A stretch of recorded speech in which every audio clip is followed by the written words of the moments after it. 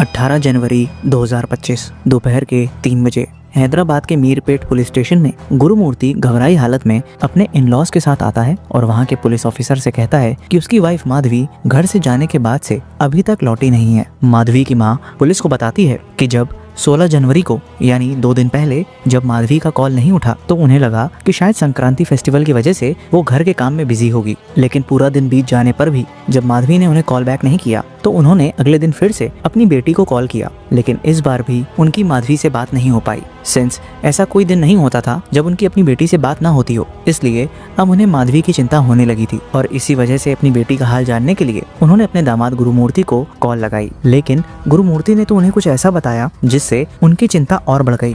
गुरुमूर्ति ने उन्हें बताया कि माधवी उसे लड़ झगड़ कर घर छोड़कर चली गई है और उसे लग रहा था कि वो घर से निकलकर अपने मायके गई होगी। माधवी को घर से निकले 2 दिन गुजर गए थे और ना ही वो अपने मायके पहुंची थी और ना ही फोन पर उसने किसी से कांटेक्ट किया था। इसलिए ऐसे में माधवी के पेरेंट्स को डर सताने लगा कि कहीं उनकी बेटी के साथ कोई अनहोनी ना हो गई हो। अगर किसी का कोई अपना अचानक गुम हो जाए तो बेचैनी और डर लाजमी है, लेकिन जब गम से ज़्यादा सवालों के जवाब अधूरे लगने लगे तो शक गहराने लगता है। यही वजह थी कि अपनी बेटी की फिक्र में वो फौरन नंदयाल से 300 किलोमीटर दूर अपनी बेटी के घर जिलेलागुड़ा को निकलते हैं और वहां पहुंच अपने दामाद गुरुमूर्ति के साथ पुलिस स्टेशन में अपनी बेटी माधवी की मिसिंग रिपोर्ट दर्ज करवाते हैं। अब थी तो यह एक मिसिंग कंप्लेंट, लेकिन हकीकत इससे कहीं ज्यादा पेचीदा थी। सिंस माधवी को आखिरी बार गुरुमूर्ति नहीं देखा था, इसलिए पुलिस गुरुमूर्ति से पूछताछ करती है। गुरुमूर्ति पुलिस को बताता है कि माधवी 2 दिन से अपने मायके जाने की जिद कर रही थी, लेकिन वो चाहता था कि संक्रांति का फेस्टिवल सब साथ में उसकी बहन के घर में मनाए, क्योंकि उसके बच्चे भी फेस्टिवल की वजह से अपनी बुआ के घर बदन पेट में रुके हुए थे। और यह सोचकर गुरुमूर्ति ने उसे मायके जाने से मना कर दिया। लेकिन ये बात माधवी को पसंद नहीं आई और गुस्से में वो लड़ झगड़ कर घर छोड़ चली गई। सिंस तेलंगाना में संक्रांति को धूमधाम से 4 दिनों तक मनाया जाता है, सो ऐसे त्योहार के माहौल में माधवी के यूं नाराज होकर घर से चले जाने से गुरुमूर्ति को और गुस्सा आ गया और उसने माधवी को जाने से भी नहीं रोका। गुरुमूर्ति ने पुलिस को बताया कि माधवी जब घंटों बाद भी वापस नहीं लौटी तो वो देर रात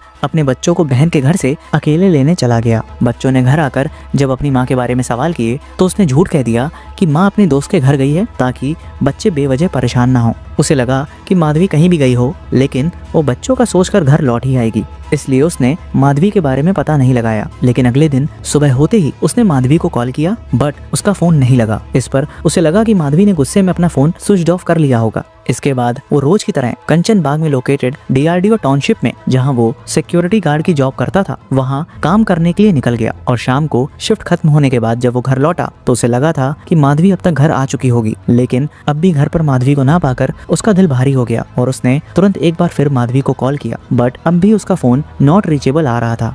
मन में बेचैनी और बुरे ख्याल आने के चलते वो माधवी के बारे में जैसे ही पता करने के लिए रिश्तेदारों को कॉल करने वाला था, उतने में ही माधवी की माँ का कॉल उसके पास आ गया।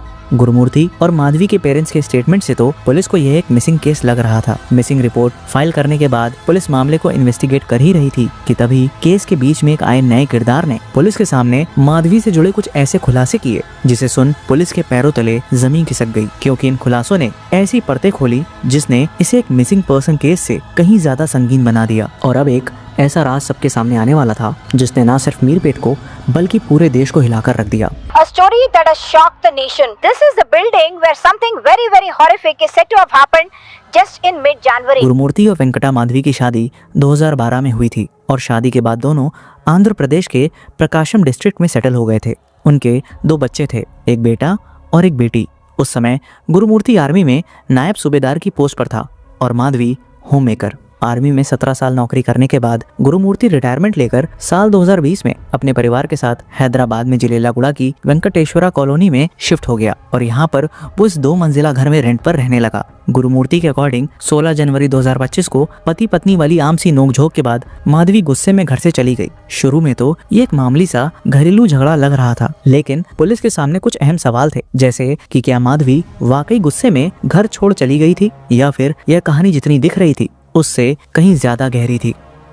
पुलिस ने इन्वेस्टिगेशन में सबसे पहले गुरुमूर्ति के आस पड़ोस में रह रहे लोगों से पूछताछ शुरू की। वहां से उन्हें पता चलता है कि उनमें से किसी ने भी माधवी को नहीं देखा था। इनफैक्ट उन्हें तो यह भी नहीं पता था कि माधवी मिसिंग है। क्योंकि संक्रांति की वजह से कुछ लोग अपने गांव गए हुए थे और जो लोग मोहल्ले में भी मौजूद थे उन्हें गुरुमूर्ति के परिवार के बारे में कुछ खास पता भी नहीं था, क्योंकि 5 साल यहाँ रहने के बाद भी गुरुमूर्ति के परिवार ने किसी से मेलजोल नहीं रखा था और ना ही उनके बच्चे मोहल्ले के बच्चों के साथ खेला कूदा करते थे। गुरुमूर्ति एंड फैमिली का इस कदर रिजर्व होना पुलिस के लिए अटपटा सा था, लेकिन इससे भी ज्यादा हैरान कर देने वाले खुलासे से पुलिस को अब रूबरू होना था, क्योंकि जिस किरदार का जिक्र हमने पहले किया था वो शख्स कोई और नहीं बल्कि माधवी के मामा थे, जिन्होंने पुलिस स्टेशन आकर इस केस से जुड़े ऐसे खुलासे किए जिसने सबको हैरानी में डाल दिया। उन्होंने बताया कि माधवी अब कभी नहीं लौटेगी क्योंकि गुरुमूर्ति ने उसे मार डाला है और ये सब गुरुमूर्ति ने उनसे खुद बोला है। वैसे भी ऐसे केसेस में पहला शक विक्टिम के पार्टनर पर ही जाता है, इसलिए उनकी बातों में कितनी सच्चाई है इसकी तह तक जाने के लिए पुलिस ने जिलेलागुड़ा में चल रही इन्वेस्टिगेशन को और तेज कर दिया। पुलिस की नजर गुरुमूर्ति के घर के सामने वाले घर में लगे एक सीसीटीवी कैमरा पर पड़ती है। सच की तलाश में पुलिस सीसीटीवी फुटेज खंगालना शुरू करती है और पाती है कि 15 जनवरी की रात 10:41 पर गुरुमूर्ति और माधवी साथ में घर आते दिख रहे हैं। बट शॉकिंग बात यह थी कि आगे की डेट्स की किसी भी फुटेज में माधवी घर से बाहर निकलते नहीं दिखी, यानी माधवी घर के अंदर तो गई थी पर कभी बाहर नहीं निकली थी। पुलिस को लग गया कि हो ना हो उस घर में ही कुछ गड़बड़ हुआ है। माधवी के मामा के दिए गए बयान के साथ पुलिस के सामने कई सवाल थे कि अगर माधवी 16 जनवरी से गायब थी तो फिर गुरुमूर्ति ने मिसिंग कंप्लेंट फाइल करने में इतनी देर क्यों की, और अगर माधवी बाहर नहीं गई तो फिर आखिर वो है कहाँ, क्योंकि उस घर में जाने और निकलने का तो सिर्फ एक ही रास्ता है। इन सभी सवालों के जवाब के लिए पुलिस गुरुमूर्ति को पुलिस स्टेशन बुलाती है और उसे इंटरोगेट करना शुरू करती है। शुरू में गुरुमूर्ति पुलिस को बार बार मिसलीड करने की कोशिश करता है, लेकिन पुलिस जब फुटेज दिखाकर उस पर दबाव डालती है तो वो टूटकर सच उगलना शुरू करता है। लेकिन उसका बोला एक एक शब्द सिर्फ एक कबूलनामा नहीं बल्कि हैवानियत की एक ऐसी दास्तान है जो यह दिखाती है कि इंसान किस हद तक गिर सकता है।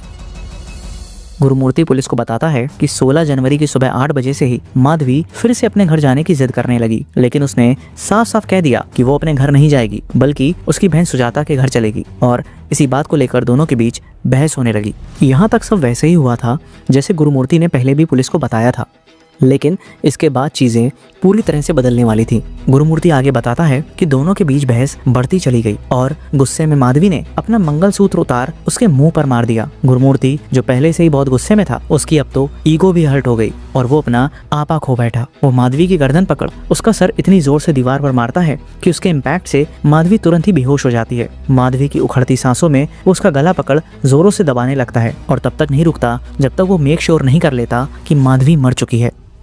अपनी पत्नी को मौत के घाट उतारने के बाद उसे डर लगने लगा कि कहीं उसके बच्चों को इस बारे में पता न चल जाए, जो उस वक्त अपनी बुआ के घर में थे। इसलिए अब वो कैसे भी करके माधवी की बॉडी को ठिकाने लगाना चाहता था, पर इस तरह से ताकि कभी किसी को माधवी की लाश ना मिले, क्योंकि बिना डेड बॉडी के जुर्म साबित करना ऑलमोस्ट इम्पॉसिबल हो जाएगा। माधवी को मार के वो बचने की तरकीबें सोच ही रहा होता है कि उसे मलयालम मूवी सूक्ष्मदर्शनी का एक सीन याद आता है जिसमें एक भाई अपनी बहन को मारने के बाद केमिकल का यूज करके उसकी बॉडी को पूरी तरह से मेल्ट करता है और फिर उसे टॉयलेट में फ्लश कर देता है। इस मूवी से गुरुमूर्ति को माधवी की लाश ठिकाने लगाने की तरकीब तो समझ आ गई थी, लेकिन उसके पास वो केमिकल नहीं था जिससे लाश को गलाया जा सके। इसलिए गुरुमूर्ति ने इंटरनेट पर ऐसे तरीकों को सर्च करना शुरू किया जिससे वो हाउस होल्ड में मौजूद चीजों का इस्तेमाल करके बॉडी को डिस्पोज कर सके। घंटों नेट पर खोज करने के बाद आखिरकार वो माधवी की लाश बाथरूम में लेकर जाता है और उसके शरीर से कपड़े उतारने के बाद किचन नाइफ से माधवी की बॉडी को 4 अलग अलग हिस्सों में काट उनके छोटे छोटे टुकड़े करना शुरू करता है। कुछ टुकड़ों को वो वाटर हीटर से बॉईल करता है तो कुछ को वो डायरेक्ट स्टोव में रोस्ट करता है। गुरुमूर्ति के अंदर का इंसान तो कब का मर चुका था, क्योंकि जिसके साथ आपने अपनी जिंदगी के इतने साल बिताए हों उसके साथ ऐसा सलूक तो सिर्फ कोई हैवान ही इतनी आसानी से कर सकता था। वो ये सब कर ही रहा होता है कि बॉडी को बॉईल करते करते घर में बदबू फैलने लग जाती है। बदबू इतनी तेज थी कि गुरुमूर्ति को मजबूर होकर किचन की खिड़की खोलनी पड़ती है, लेकिन खिड़की खुलने से बदबू अगल बगल के घरों तक पहुंचने लगती है, जिससे परेशान होकर पड़ोसी अपने घर से बाहर निकल आते हैं और देखते हैं कि गुरुमूर्ति के घर से ही धुएं के साथ ये स्मेल फैल रही है। जब वो गुरुमूर्ति से इस बारे में सवाल करते हैं तो वो उन्हें कहता है कि वो तलकाया कुरा यानी मटन करी बना रहा है और ये स्मेल बकरे के सर को पकाने की है। उनके पास शक करने की कोई वजह तो थी नहीं, इसलिए वो सभी वापस अपने घर लौट जाते हैं। गुरुमूर्ति बड़ी चालाकी से इस बहाने से बाल बाल बच जाता है और अंदर आकर वापस किचन में बॉडी पार्ट्स को पकाने लगता है। उबलने की वजह से मांस बड़ी आसानी से हड्डियों से अलग हो जाता है और फिर वो उन्हीं सॉफ्ट हड्डियों को मूसल से पीसकर पाउडर बना लेता है। फ्लैश को वो जहाँ कई बार टॉयलेट में फ्लश करता है, वहीं हड्डियों के चूरे को पेंट की एक खाली बकेट में डालकर घर से 4 किलोमीटर दूर जिलेलागुड़ा लेक में जाकर बहा देता है। बॉडी को पूरी तरह से डिस्पोज कर वो घर वापस लौटता है और डिटर्जेंट एंड फिनाइल से तब तक घर की सफाई करता है जब तक खून के निशान पूरी तरह से मिट नहीं जाते। इसके बाद वो घर में फैली बदबू को हटाने के लिए हर जगह रूम फ्रेशनर से स्प्रे कर देता है। इतना सब करके गुरुमूर्ति अब किसी भी तरह की कोई गलती नहीं करना चाहता था, इसलिए वो घर का एक एक कोना चेक करता है, यह मेक श्योर करने के लिए कि कहीं कुछ रह ना गया हो। और सेटिस्फाई होने के बाद वो उस बेडरूम को लॉक कर देता है जहाँ उसने लाश को काटा था। माधवी का नामो निशान मिटाने के बाद वो देर रात अपनी बहन के घर जा अपने बच्चों को घर वापस ले आता है। यह पूरा इंसिडेंट गुरुमूर्ति ने बिना किसी रिमोर्स और गिल्ट के पुलिस के सामने कन्फेस कर लिया था। गुरुमूर्ति के इस कन्फेशन के बाद पुलिस की टीम फौरन उसके घर जाकर एविडेंस कलेक्ट करना शुरू करती है। एफएसएल टीम ब्लू रे टेक्नोलॉजी का यूज करती है ताकि क्राइम सीन पर मौजूद उन ब्लड स्टेन्स, फिंगरप्रिंट्स या बॉडी फ्लूइड्स को स्पॉट किया जा सके जो कोई पर्सन अपनी नेकेड आई से नहीं देख सकता। 3 घंटे घर में जांच करने के बाद एफएसएल की टीम को बाथरूम से कुछ ब्लड सैंपल मिलते हैं जो फॉरेंसिक लैब में जांच के लिए भिजवा दिए जाते हैं। इसके अलावा पुलिस गुरुमूर्ति के घर से नाइफ, स्टोव, बकेट जैसे 16 एविडेंसेस इकट्ठा कर उन्हें जांच के लिए भेज देती है। यह केस मीरपेट कुकर केस के नाम से फेमस हो गया क्योंकि शुरुआत में हर जगह मीडिया में यह खबर आ रही थी कि गुरुमूर्ति ने कुकर में बॉडी पार्ट्स को उबाला था, लेकिन बाद में पुलिस ने अपनी इन्वेस्टिगेशन में यह रिवील किया कि इसमें कुकर का कोई कनेक्शन नहीं है। इनफैक्ट उनकी 16 एविडेंसेस की लिस्ट में इसे इंक्लूड तक नहीं किया गया है। पुलिस की एक टीम ने जिलेलागुड़ा लेक में भी कई दिनों तक माधवी की बॉडी के रिमेन्स को एक्सटेंसिवली सर्च किया। पुलिस ने बताया कि उन्हें कुछ स्ट्रॉन्ग एविडेंसेस तो मिल गए थे, लेकिन गुरुमूर्ति पहले भी इन्वेस्टिगेशन के दौरान कई बार उन्हें मिसलीड कर चुका था। इसलिए पुलिस गुरुमूर्ति को 1 या 2 बार नहीं बल्कि 3 बार क्राइम सीन रिकंस्ट्रक्ट कराने के लिए ले जाती है। गुरुमूर्ति के इस ब्रूटल क्राइम की सजा वो छोटे बच्चे भुगत रहे थे जो अब अपनी मां को खो चुके थे। पुलिस जब उन बच्चों से सवाल करती है तो वो उन्हें बताते हैं कि जब उनके पिता उन्हें घर लेकर आए थे तो उन्हें घर में अजीब सी स्मेल आ रही थी और साथ ही उन्हें अपनी मां कहीं नजर नहीं आ रही थी। उन बच्चों को नहीं पता था कि उनकी मां को मारने वाला उनका ही पिता था। इसलिए जब वो गुरुमूर्ति से पूछते हैं कि उनकी मां कहाँ है तो वो झूठ बोल देता है कि उनकी मां अपने दोस्त के घर गई हुई है। बच्चों से क्वेश्चनिंग के बाद पुलिस बच्चों और माधवी की मां के डीएनए सैंपल्स कलेक्ट कर जांच के लिए भेज देती है ताकि क्राइम सीन पर मिले ब्लड सैंपल और डीएनए से उन्हें मैच किया जा सके। इस केस को हर एंगल से इन्वेस्टिगेट करने के बाद पुलिस का मानना है कि यह क्राइम मोमेंट ऑफ एंगर में नहीं बल्कि प्री प्लान्ड है। उनका कहना है कि गुरुमूर्ति माधवी को मारने की फिराक में पहले से ही लगा हुआ था और सिर्फ एक सही मौके की तलाश में था, और वो मौका उसे संक्रांति के त्योहार पर मिला जब आस पड़ोस के लोग, उसका मकान मालिक सब अपने गाँव जा चुके थे। गुरुमूर्ति सारी साजिशें तो रच चुका था, बस दिक्कत यह थी कि वो अगर माधवी को घर पर मारता तो उसके बच्चे भी इस कत्ल के आई विटनेस बन जाते। इसलिए गुरुमूर्ति बच्चों को 14 तारीख को ही अपनी बहन के घर छोड़ माधवी के साथ अकेले घर लौट आता है, जिसके बाद उसने मौका पाकर इस घिनौने अपराध को अंजाम दिया। पुलिस के हिसाब से यह एक प्री प्लान मर्डर है, पर इस मर्डर के पीछे उन्होंने कोई क्लियर मोटिव नहीं दिया है। जबकि कई न्यूज़ मीडिया में यह खबर आ रही है कि गुरुमूर्ति का माधवी के क्लोज रिलेटिव से एक्स्ट्रा मैरिटल अफेयर चल रहा था, जिसके बारे में माधवी को पता चल गया था और इसी वजह से माधवी और गुरुमूर्ति के बीच आए दिन लड़ाई होती रहती थी। यही वजह थी कि गुरुमूर्ति माधवी को मार रास्ते से हटाना चाहता था ताकि वो उस लड़की के साथ जिंदगी बिता सके। लेकिन इस बात में कितनी सच्चाई है इसका अब शायद ही कोई खुलासा हो पाए। पुलिस के सामने गुरुमूर्ति ने जुर्म तो कबूल कर लिया, लेकिन उसकी बातों में कितनी सच्चाई है वो तो गुरुमूर्ति ही जानता है, क्योंकि वो उम्मीद से कहीं ज्यादा शातिर है। मर्डर केसेस में विक्टिम की बॉडी एक बड़ा पहलू होती है एक्यूज्ड को सजा दिलाने के लिए, और इस केस में इन्वेस्टिगेटिंग टीम को माधवी की बॉडी को लेकर कोई कंक्लूसिव एविडेंस हाथ नहीं लगा है। उन्हें ब्लड सैंपल्स तो मिले हैं, पर क्या वो माधवी के ही हैं ये तो वो डीएनए रिपोर्ट ही बता पाएगी। अगर डीएनए सैंपल्स मैच नहीं होते हैं तो माधवी कानून की नज़र में एक मिसिंग केस बनकर रह जाएगी, और अगर मैच हो भी जाते हैं तो भी ये जरूरी नहीं कि गुरुमूर्ति को सजा मिल ही जाए। फिलहाल पुलिस ने गुरुमूर्ति पर बीएनएस के सेक्शन 1031, सेक्शन 238 एंड सेक्शन 85 के तहत चार्जेस प्रेस किए हैं। जिस आदमी के साथ माधवी ने 7 जन्मों की कसमें खाई थी उसने एक नहीं 2 कत्ल किए थे। पहले उसने अपने अंदर के पति को खत्म किया और फिर हैवानियत की चादर ओढ़ उसने माधवी और उसके साथ खाई कसमों का दुनिया से ही नामो निशान मिटा दिया।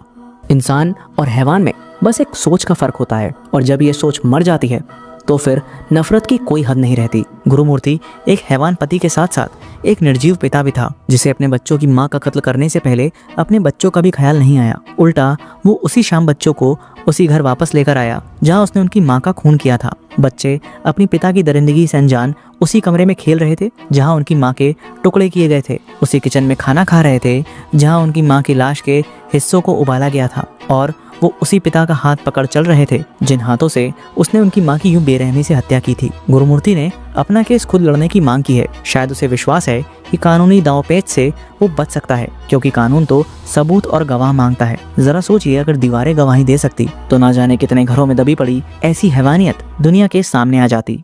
वो कहते हैं ना, घर के बाहर दुनिया के लिए सब खुश थे, मगर अंदर की दीवारें हर रोज एक नई बेवफाई की गवाह बनती रही।